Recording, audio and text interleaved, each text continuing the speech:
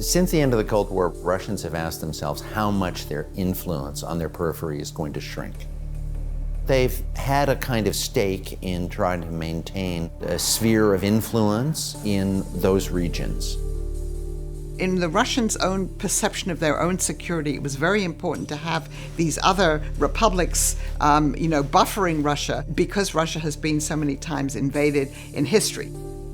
It's a hard sell in the modern world to tell parts of an empire that they have to defer permanently to the imperial metropole.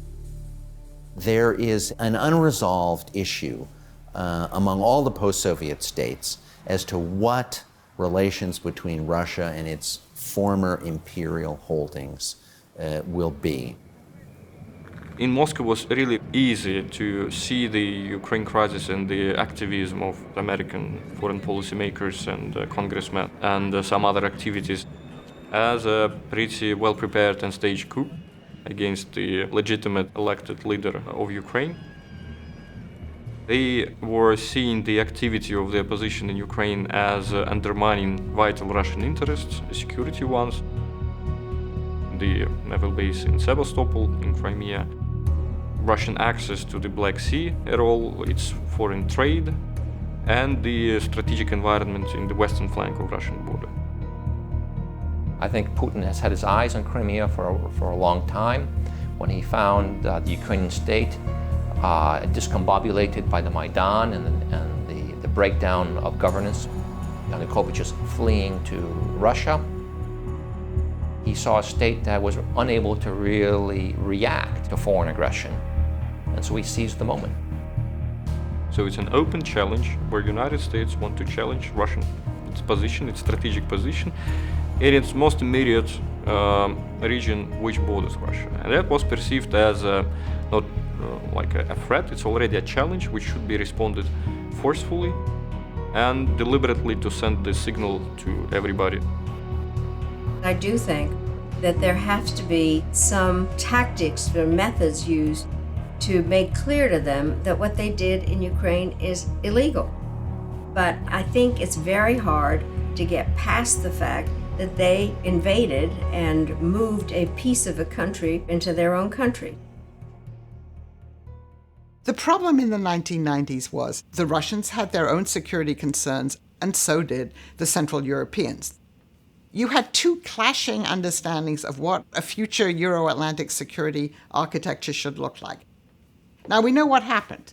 We, the West, were able to create a Euro-Atlantic security system which satisfied the needs of the Central Europeans and ultimately the Baltic states, but did not satisfy the security needs of the Russians, and in which they did not have a stake then and have never had a stake. I was ambassador to NATO for the United States when we brought in 7 new East European countries. It was demand-driven. There were more than 110 million East Europeans from the Warsaw Pact nations who had to live under communism unwillingly during the Cold War.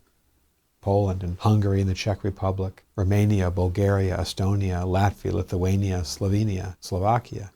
And these people wanted to be free. They asked to come into NATO. They asked to join the European Union because they wanted to be in economic association with free market European countries, and they wanted the security that NATO provided because they knew the reality of Russian power. We kept saying in our foreign policy statement, why would anybody be concerned about that? Well, one can imagine that if a major China alliance started in Central America or South America, then came Mexico, then came the Caribbean, and the United States was alarmed, and China said, why would anyone be alarmed? We only come in peace. We wouldn't feel quite that comfort level. The expansion of NATO has added new members, including the Baltics, who are quite close to a great deal of Russian conventional military power.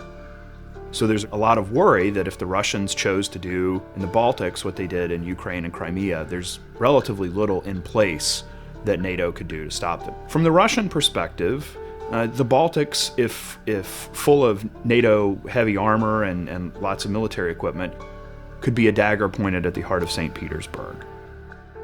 The one thing I've learned as a student of history is that history is so governed almost by accident. You know, if I think about it, 100 years ago, World War I began. Not because anyone really wanted a massive European war. No one did. Not the Kaiser, not the Tsar, not the British king, not the French. We fell into a war when an archduke was assassinated. It was August of 1914. People were away, messages were lost. And yet, in the end, we were into this massive war.